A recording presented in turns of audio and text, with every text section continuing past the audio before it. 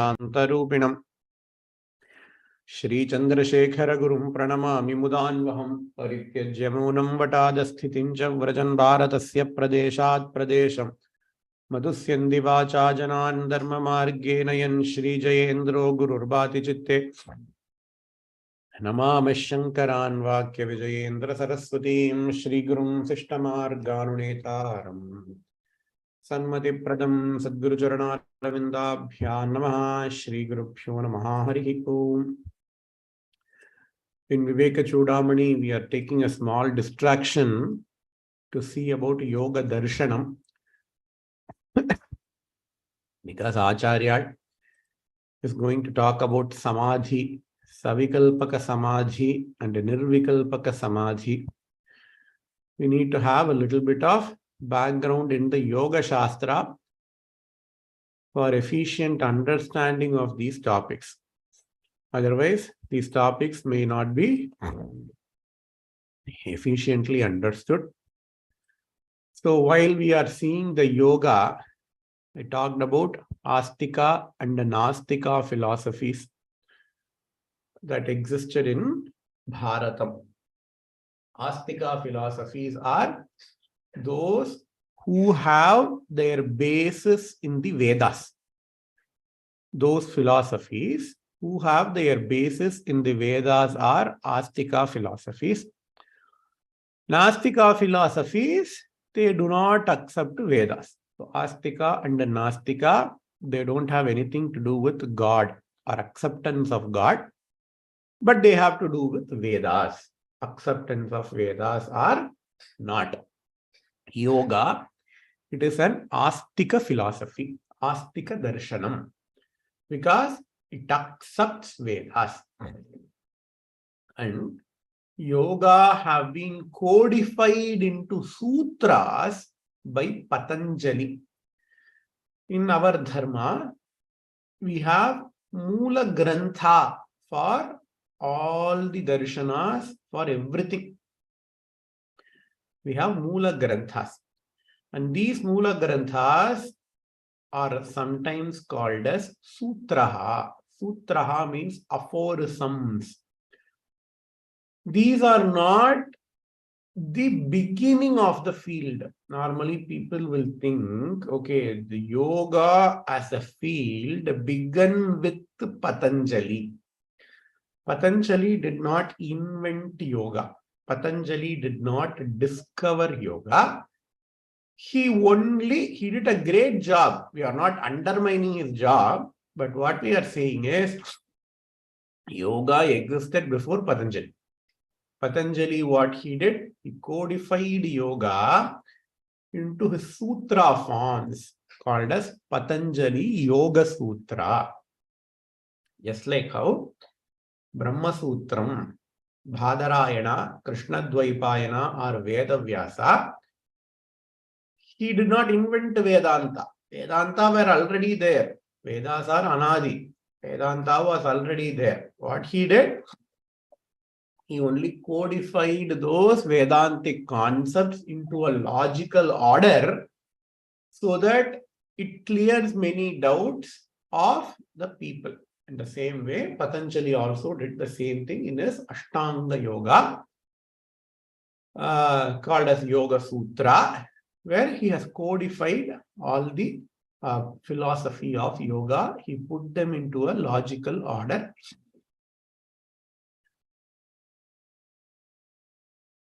Yogaha chittavritti nirodhatha is the definition he gives for yoga. Chittavritti, the modifications of mind, the preconceived notion, is removed by practicing yoga. What are the 8 limbs of yoga? Yama, Niyama, Asana, Pranayama, Pratyahara, Dharana, Dhyana, Samadhi. These are the 8 parts of yoga. Great commentators on Yoga Sutra. This point is very, very important. The great commentators on Yoga Sutra, they all say that all these 8, they come as a group. You cannot tear one from another. That is what the mistake that we are doing. I only learn about asana.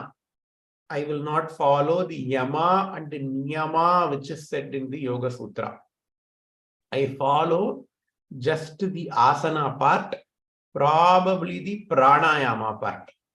Dhyana, we don't have to even to come to dhyana, because whatever we call dhyana now is completely different from whatever Patanjali calls as dhyana in his Yoga Sutra. So dhyana is completely changed. We only follow asana and pranayama, and people claim that they are yogins. Yes, they follow parts of yoga, and we are not questioning them. But in order to have the full potency of following yoga, all the 8 has to be followed. In fact, one commentary says, only when you follow yama, you get to follow niyama. Only when you follow niyama, you can do asana properly. Only when you follow asana, you can do pranayama properly. Only when you do pranayama properly, you can go to the next level of pratyahara. It is like grading system. From first grade, you go to the second grade. From second grade, you go to the third grade. From third grade, you go to the fourth grade. And then you go 10th, 12th, bachelor's, undergraduate, graduate, PhD, postdoctoral. You can climb that ladder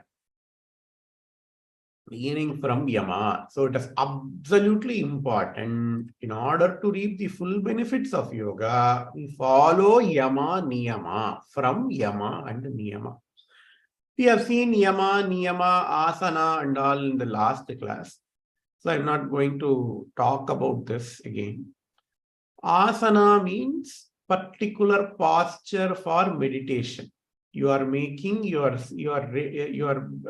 keeping your body ready for dhyana and samadhi.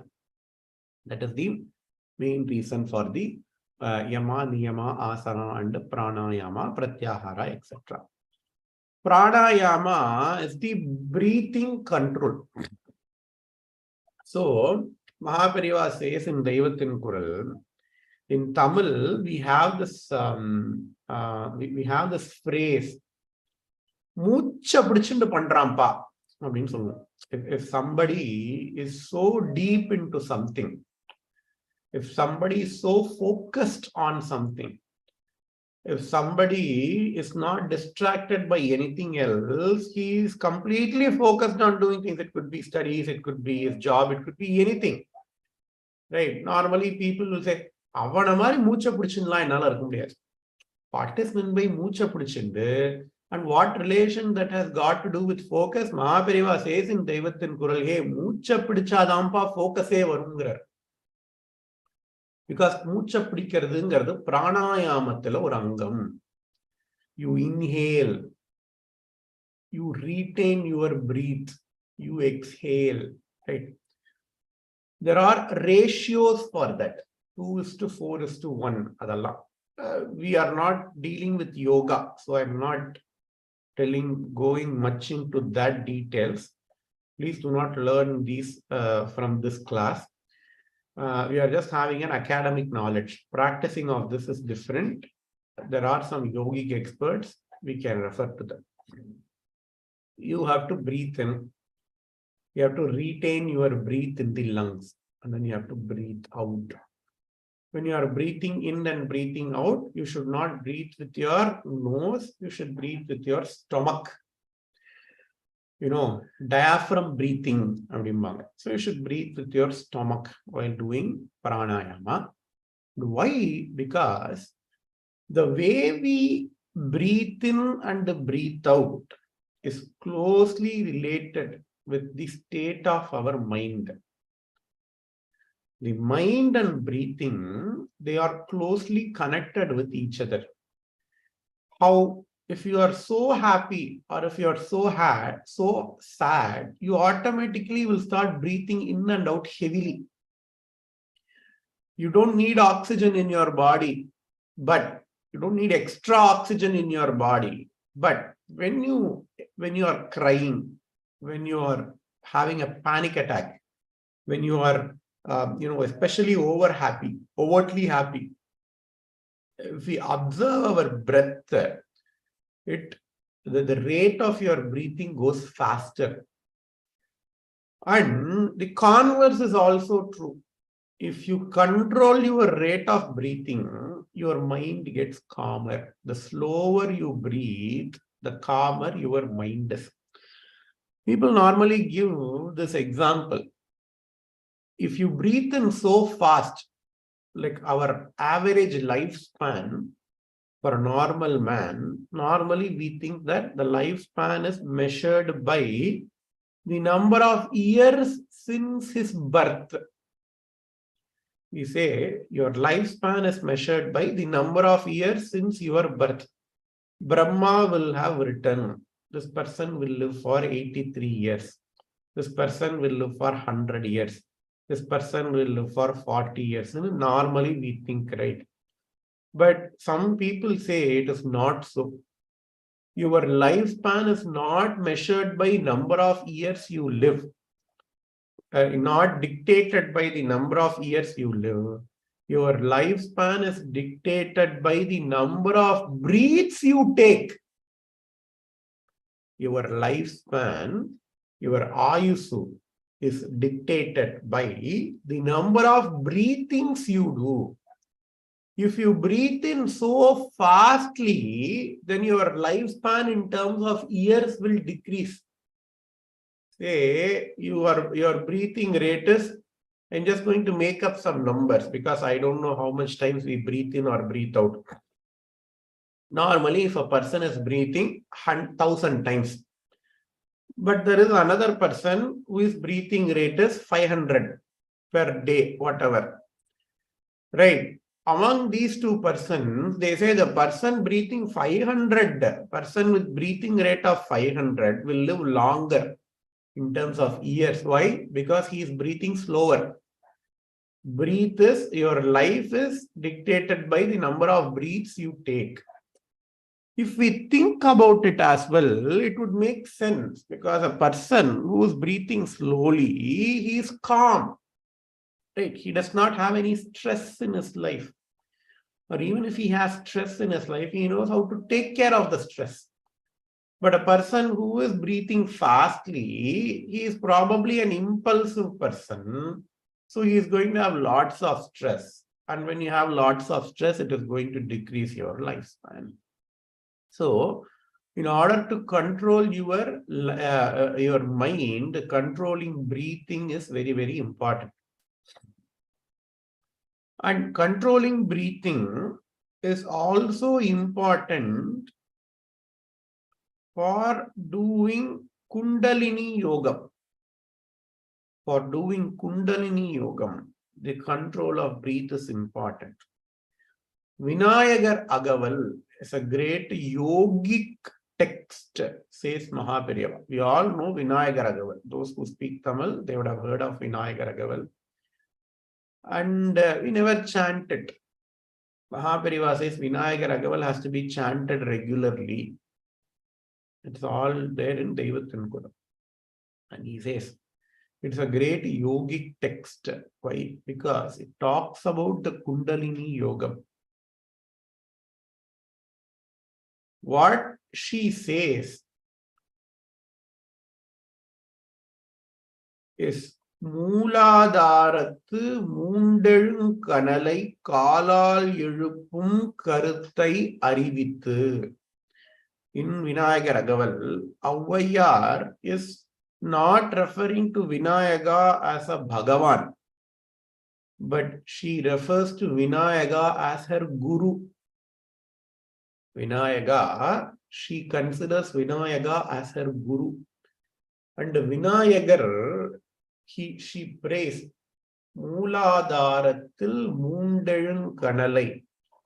Kalal எழுப்பும் கருத்தை அறிவித்து. Mooladhara, we all know, we all have learnt the Lalita Sahasranamam, the chakras and all, we have some idea.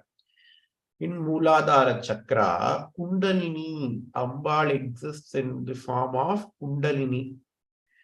And this Kundalini, it has to come up to your Sahasrara chakra. And then it goes back to your Mooladhara chakra. how to so-called activate the Kundalini. In fact, we should not use that word. How to raise up the Kundalini. Abhayar says you should raise up the Kundalini with call. What is call? Call means feet, right? She does not refer to feet. Call also means air. Call cold. Allah solra. So call means air. மூலாதாரத்தில் மூண்டெழுங்கனலை காலால் எழுப்பும். You have to raise up your kundalini with the air. How? You have to have a blower near your mooladhara chakravanu. You have to do pranayama. By doing pranayama, the kundalini can be woken up, kundalini can be raised to your sahasrara chakra. So pranayama is that much important. In fact, we all know the story of Amrita Mathanam, right? You have Meru Malai, you have Meru, and then you have two snakes. You have two snakes, right? And then they churn the Mandara, they churn the Parkadal, and then from the Parkadal comes Amritam, they say. But people say there is a yogic meaning to that whole Amrita Mathanam process, right? Your Mooladhara chakra is called as Parkadal. Why? Because everything comes from the Parkadal, right? It is the Moola Adharam for everything. So your Mooladhara chakra is the Parkadal. The spinal cord is called as Merudandam in Sanskritam. Our spinal cord is called as Merudandam. And so there is a Sukshma Nadi that is present in your spinal cord called as Sushumna Nadi.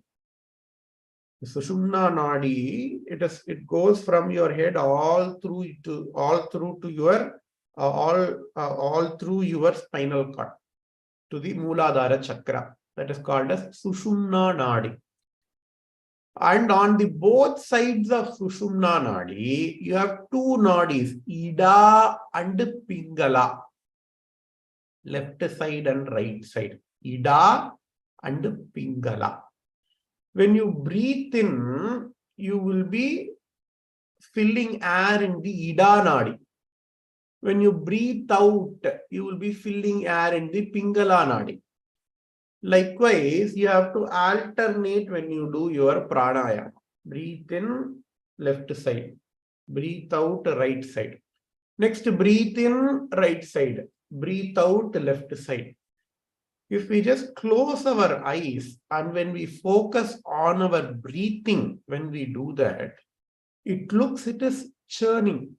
Previously they did not have, blender and all for churning yogurt.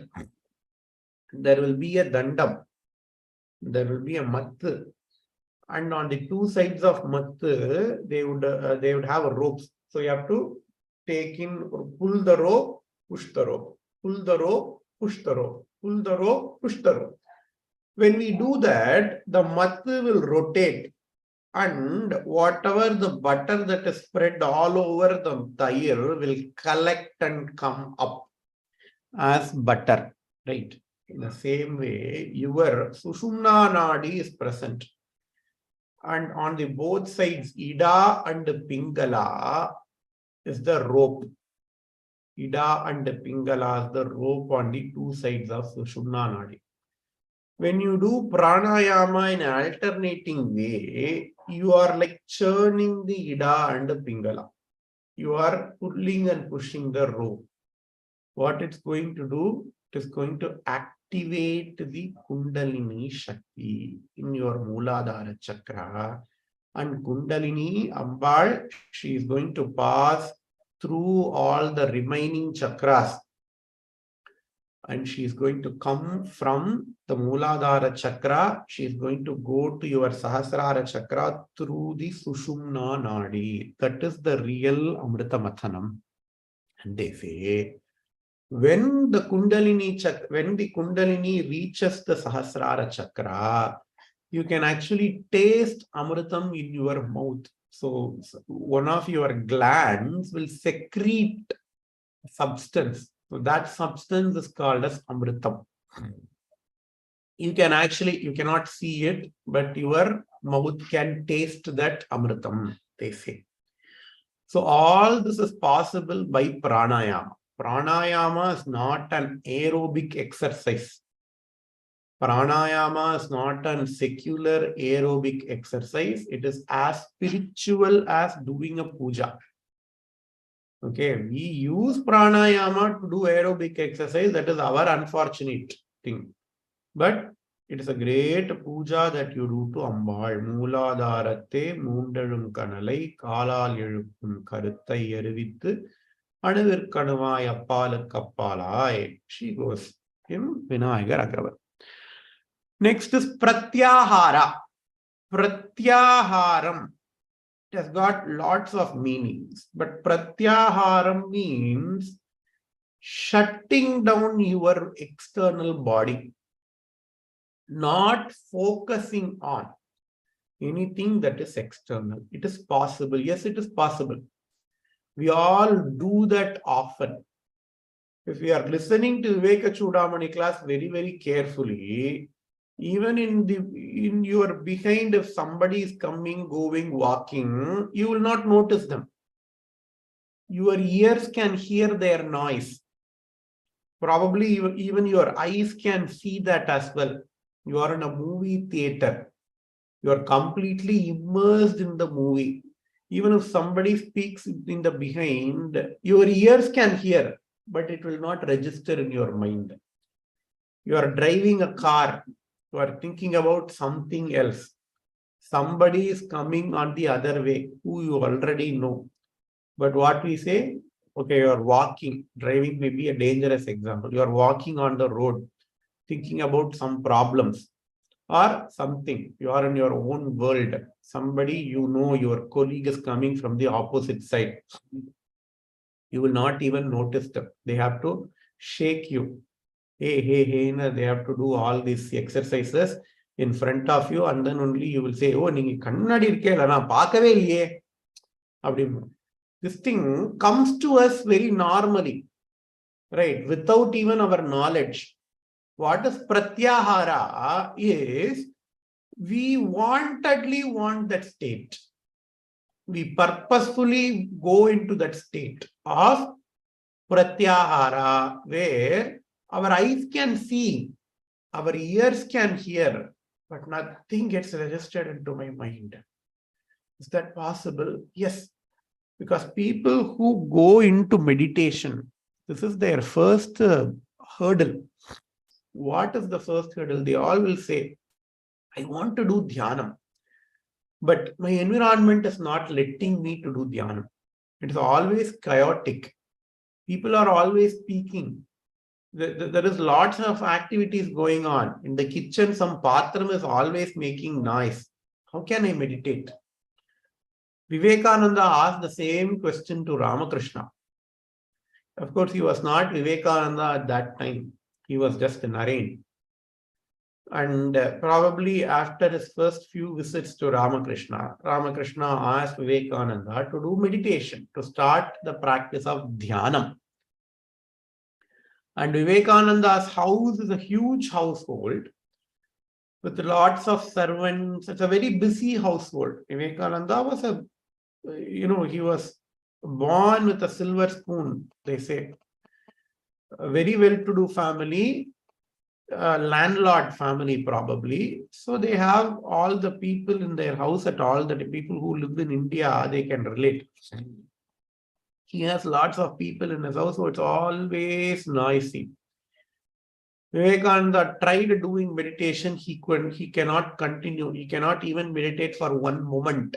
Next time when he visited Ramakrishna, he said, hey Prabhu, hey Guru, I cannot meditate in this chaos. Lots of cacophony is going on. Lots of noise. Can you please let me stay in the ashram so that I can meditate? Ramakrishna said, no. You need to meditate among the chaos.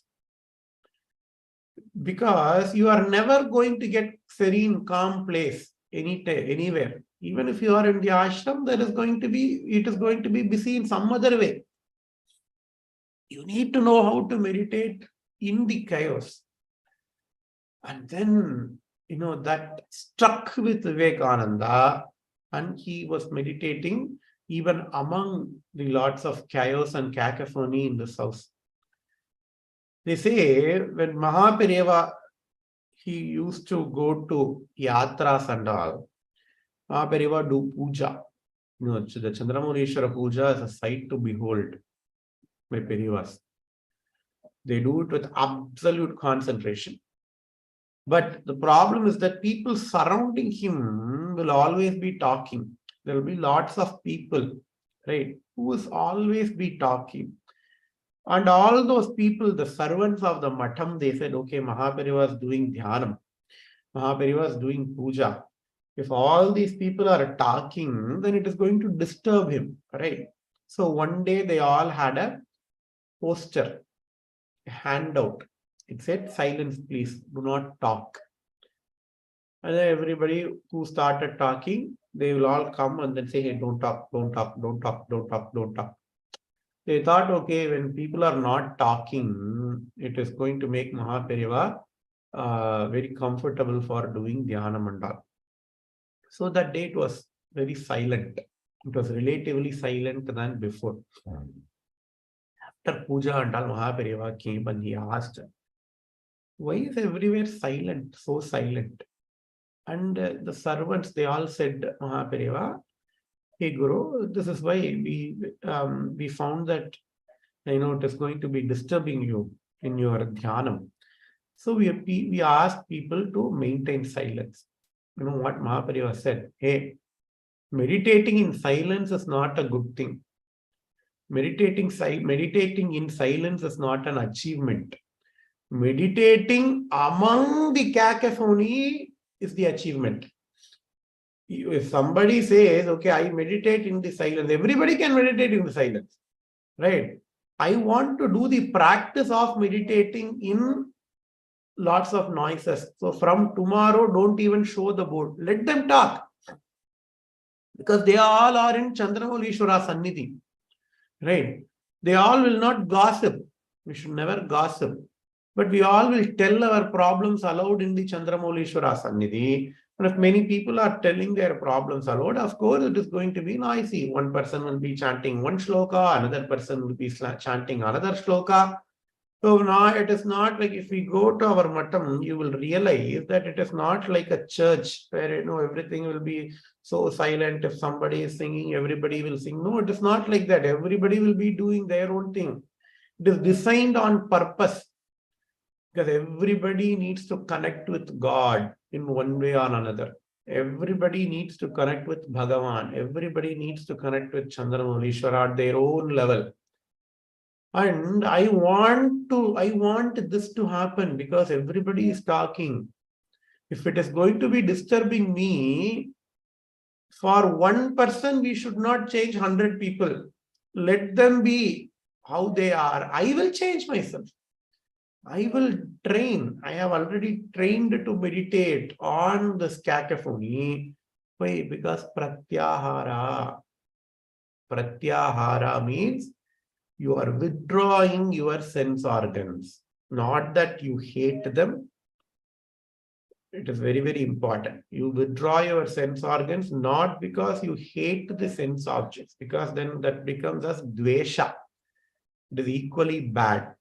But because you don't care for them, because you are indifferent towards them. It is called as pratyahara.